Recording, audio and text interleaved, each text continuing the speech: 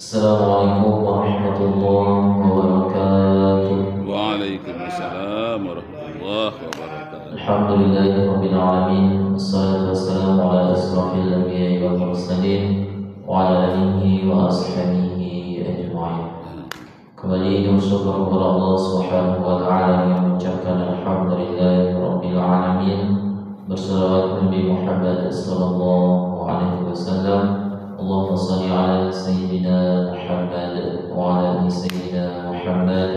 Assalamu alayka ya Rasulullah. Bapak Ibu jemaah salat subuh dimuliakan oleh Allah Subhanahu wa taala. Kajian subuh kita pada pagi hari ini akan disampaikan oleh Ustaz Dr. Abdul Jani Imam. Kepada Ustaz kami persilakan. Astagfirullah.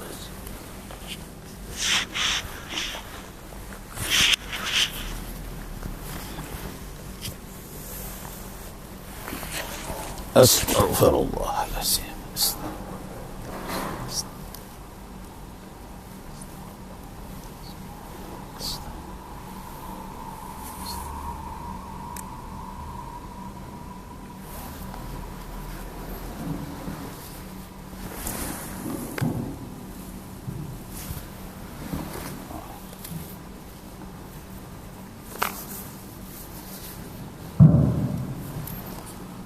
Assalamualaikum warahmatullahi wabarakatuh.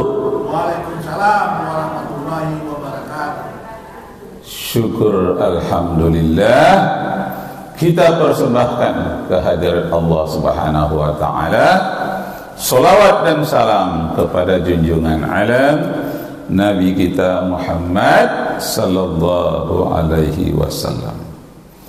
Kaji kita pada hari ini tentang sikap istri atau larangan terhadap istri, ibu-ibu.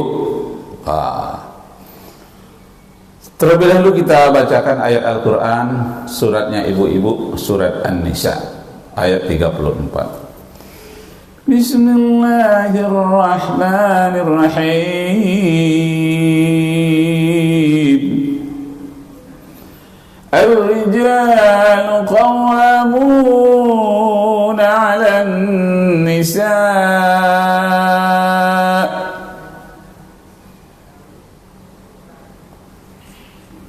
Sesungguhnya laki-laki adalah pemimpin bagi wanita.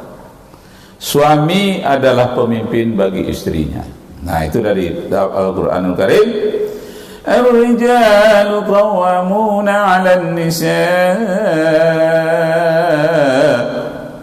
bima faddala Allahu ba'dahum 'ala ba'din wa bima anfaqu.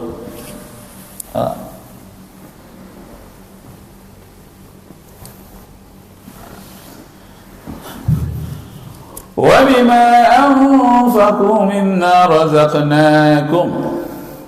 Sesungguhnya laki-laki dijadikan pemimpin, suami jadikan pemimpin dalam rumah tangga karena Allah telah memberikan kekuatan kepada laki-laki.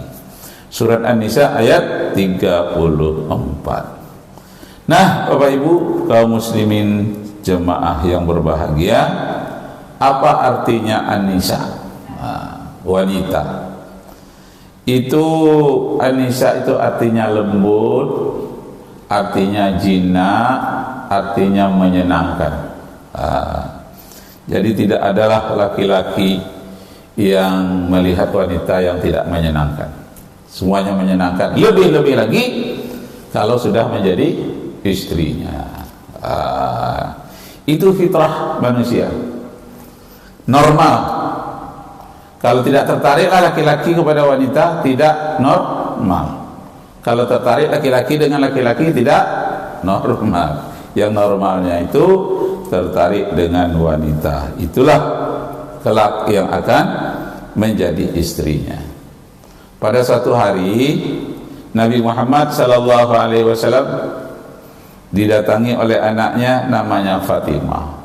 Wahai ayahanda, aku takut masuk neraka itu wahai ayahanda. Aku takut menghadapi kematian wahai ayahanda.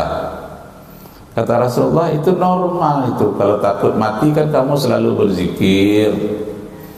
Ya, tapi kan ayah saya seorang nabi, ayah saya seorang rasul. Berilah aku keistimewaan dibandingkan dengan wanita-wanita lain. Kata Rasulullah, aku tidak bisa memberikan keistimewaan kepadamu kecuali amalmu sendiri yang baik, itulah yang bisa menjamin. Lalu bagaimana caranya wahai ayahanda? Contohlah seorang wanita yang bernamanya Muti'ah di ujung jalan sana. Pergilah Fatimah ke rumah Muti'ah. Muti'ah itu artinya wanita yang taat. Muti'ah itu wanita yang taat.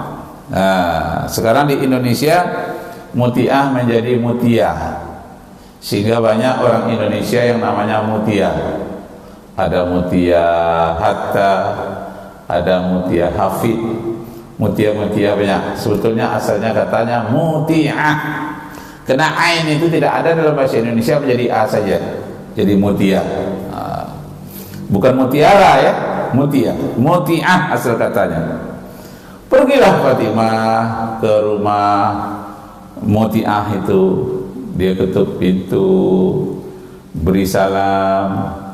Lalu Muti'ah itu menjawab salam dengan baik dan mempersilakan Fatimah masuk ke dalam rumahnya. Dilihat oleh Fatimah, ada rotan di dekat meja rumahnya, dan ada kain lap di dekat pintunya, dan ada air di dekat pintunya. Kata Fatimah, wahai Muti'ah, kenapa ini ada kain lap, ada air, ada rotan? Inilah untuk menyambut kedatangan suamiku. Ya Allah, kok menyambut kedatangan suami pakai rotan, pakai air, dan pakai kain lap? Jangan tersinggung ya Muti'ah. Aku sekedar ingin tahu. Boleh enggak aku bertanya? Boleh, kata Muti'ah, silakan. Kan saya disuruh oleh ayah saya kemari, oleh Rasulullah, mau mencontohmu. Nah, kalau seperti ini tidak ada yang dicontoh. Masa menyambut kedatangan suami pakai rotan, pakai air, pakai kain lap? Ini kan tidak bagus. Tapi cobalah kau terangkan padaku, wahai Muti'ah, apa sebetulnya yang kau persiapkan untuk menyambut suamimu pulang kerja? Begini Fatimah, kan suamiku itu pulang dari kerja, nah kadang-kadang dia naik kuda berdebu, kadang-kadang dia jalan kaki. Inilah saya persiapkan kain lap ini untuk mengelap sepatunya sebelum dia masuk ke rumah. Waduh, geleng kepala Fatimah. Jadi setiap hari engkau lakukan seperti ini?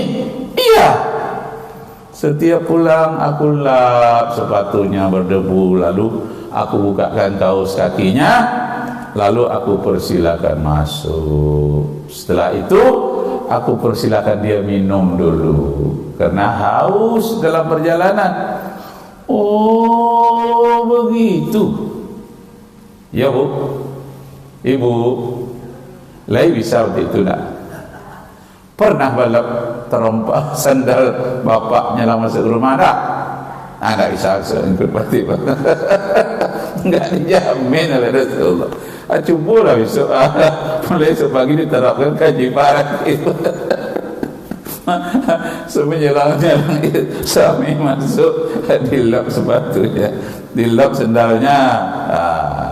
Itu kan enggak harus seperti itu, betul, tapi setidak-tidaknya dapat bau-baunya sedikit pun jadilah, ya kan.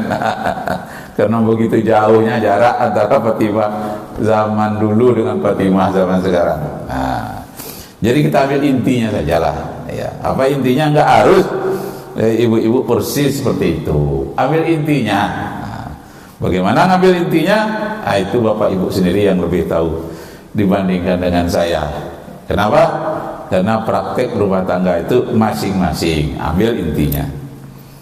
Jadi kalau harus bersih seperti itu, balik lagi kita ke zaman kuno dulu. Tapi ambil intinya, yang tidak pernah kuno. Ya, jadi pulang suamiku, aku lap dulu sepatunya, sendalnya aku lap, kaos kakinya aku buka. Lalu kan dia kehausan, aku beri dia minum. Karena cuaca di padang pasir itu beda, Pak Ibu, dengan kita di sini. Di sana itu air mahal sekali, hausnya luar biasa. Karena pohon-pohon tidak banyak seperti kita di Indonesia. Hutan-hutannya pada gundul. Nah, jadi air itu sangat besar harganya. Lebih mahal harga air dibandingkan harga bensin, solar, dan yang lain-lainnya. Mahal air itu. Nah, air sangat diperlukan, maka dia berikan air dahulu minum. Setelah itu bagaimana, Fatimah? Setelah itu aku giringkan suamiku ke tempat meja makan. Aku makan bersama dengan dia. Aku persilakan dia makan dulu. Kalau ada tulang-tulang ikan di daging ikan itu, aku buangkan tulangnya dulu. Nah, aku pilihkan, mesra gitu ya dengan suaminya ya. Pilih tulang, ini dah aku pilihkan, makan. Begitu ruannya. Ibu-ibu lain waktu itu, Bu. Kayak gitu enggak?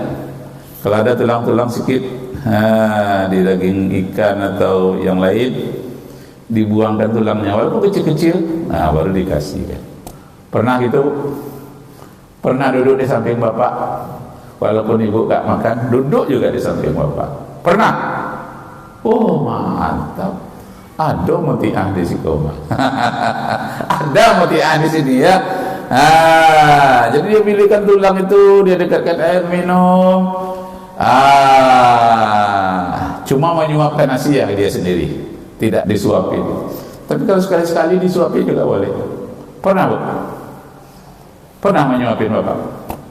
Kalau sakit ada. Kalau sehat mau tidak apa-apa. Itu kan menambah kemesraan. Peliharalah kemesraan dalam rumah tangga. Nah, setelah itu sudah suamiku kenyang, aku sediakan air minum, aku tambah air minumnya kalau dia memerlukan. Aku duduk di samping suami yang makan walaupun aku sudah makan. Duduk dia di samping. Jadi ditemani. Bisa, Bu? Menemani bapak makan? Bapak tidak ngambil sendiri? Diambilkan. Duduk di sampingnya. Itu seorang bapak merasa, aduh mesranya istri seperti ini. Ya Pak? Betul Pak? Mesra dapat istri seperti itu? Kalau dapat istri seperti itu, sebelum mati jangan dikuburkan. Tentu iya ya, sebelum mati jangan dikuburkan. Kata Zainuddin MZ, bukan kata saya. Ada ceramahnya Zainuddin MZ, katanya, kalau aku dapat istri setia seperti itu, sebelum mati pantang dikuburkan. Masa belum mati dikuburkan? Itu humor Zainuddin MZ. Nah, jadi Bapak Ibu yang terhormat, jadi kesimpulannya si Mutiah tadi sangat menghormati suaminya. Setelah itu dia pergi istirahat dari kamar makan ke tempat lain. Aku ikutkan dia, kata Mutiah. Sebelum dia meninggalkan tempat makan, aku bertanya kepada suamiku, wahai suamiku, pada hari ini adakah gulai yang kurang garam? Apakah nasinya yang kurang masak atau airnya yang kurang cukup? Adakah sesuatu kekurangan yang kusajikan pada hari ini? Kalau ada kekurangannya, kalau ada yang tidak benar pada diri adinda, inilah gunanya rotan. Pakailah rotan ini, pukullah saya wahai adinda, wahai kakanda. Aku tidak marah kepadamu. Engkaulah suami yang harus meluruskanku. Kalau ada aku yang tidak benar, ambillah rotan ini, pukullah aku. Akan tetapi wahai Fatimah, kata Muti'ah, suamiku itu lembut orangnya. Jangankan memukulku, menjetikku pun tak pernah, dan pandangan yang kasar padaku pun dia tidak pernah. Aku diambilnya rotan yang aku beri kepadanya, diletakkannya di sebalik pintu. Tak pernah dia berlaku kasar kepadaku. Begitulah istriku. Jadi ibu-ibu, bapak-bapak ini diberi juga kemerdekaan untuk memukul, malah dia tak mau memukul. Tapi kalau dipancing-pancing dengan hal-hal yang berlawanan, mungkin itu bisa terjadi seperti di Padang Nanggalo namanya. Saya pernah latihan wartawan dulu di Nanggalo, Padang. Saya jadi wartawan 2 tahun di Padang. Wartawan Singgalang, Semangat, dan Singgalang, Haluan. Tahun 85-86 saya jadi wartawan. Jadi pelatihannya itu Nanggalo, di Nanggalo Padang, dekat Wisma Tentara itu. Nah, jadi waktu itu terjadi di Padang, seorang yang pengusaha sukses dari Jakarta pulang kampung ke Nanggalo. Pulang kampung sendirian, tidak bawa anak, tidak bawa istrinya. Gagah orangnya, ganteng, duitnya banyak, karena sukses. Pulanglah dia ke Nanggalo. Setelah dia pulang, apa kata orang kampung? Aduh, Anda berhasil di Jawa, punya restoran, punya usaha, rumah kontrakan. Berhasil? Iya. Masa kamu berhasil di Jakarta saja? Keberhasilanmu itu bawalah ke kampung. Cari juga lah istri di kampung.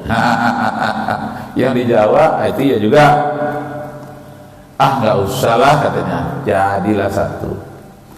Tapi entah bagaimana setelah diperlihatkan orang, itu orangnya kalau kamu mau.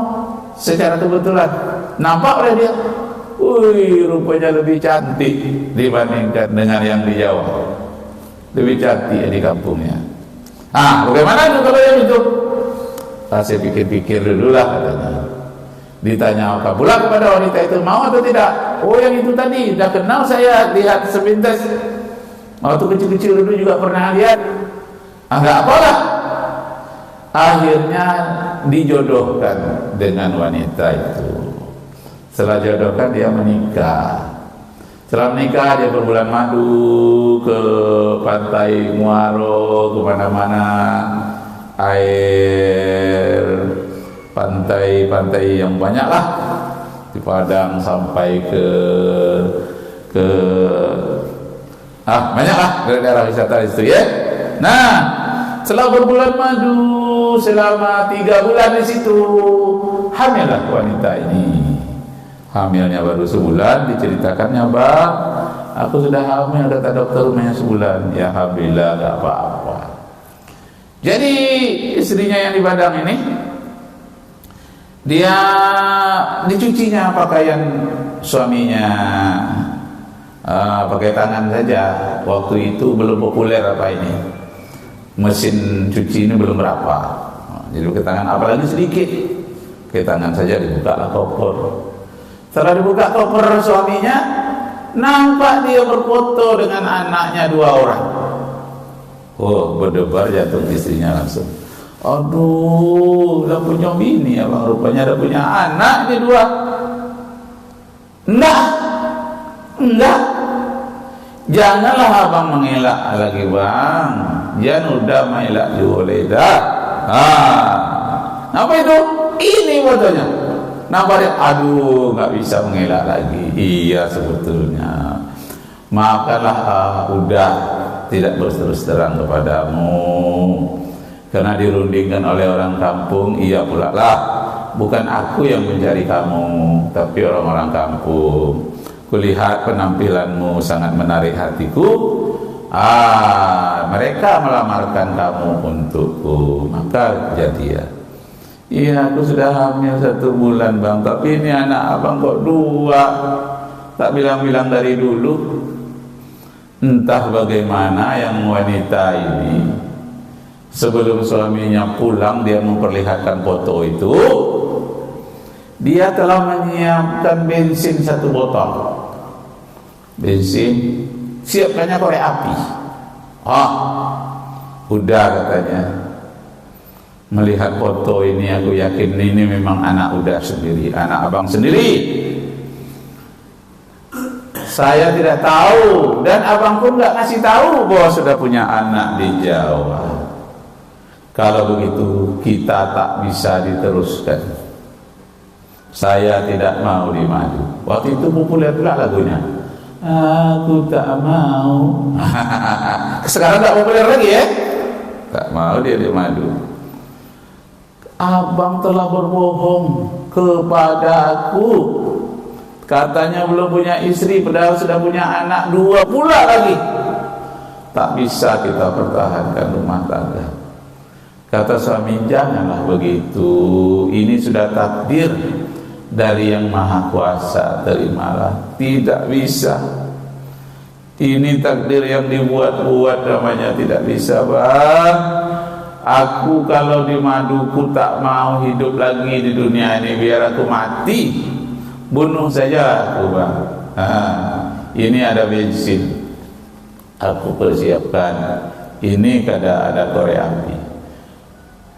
Di mengelak semenjangan lah begitu, tidak boleh. Tapi dipanas-panaskan juga. Biarlah, aku memang mau cari mati. Aku tak setuju. Entah bagaimana datanglah setannya yang suami ini memang diambil bensin itu, disiramkannya sama istrinya, dibakar korek api, mati. Ya Allah, kalau setan sudah masuk tak peduli. Karena itu jangan dipancing-pancing suami untuk berbuat hal yang jelek. Takut datang setannya datang. Jadi pancing-pancing, jangan didorong-dorong untuk hal yang jelek, tapi pancing-pancinglah untuk yang bersedekah, itu yang baik, salat berjamaah, itu boleh. Tapi dipancing terhadap yang jelek tidak boleh. Masya Allah.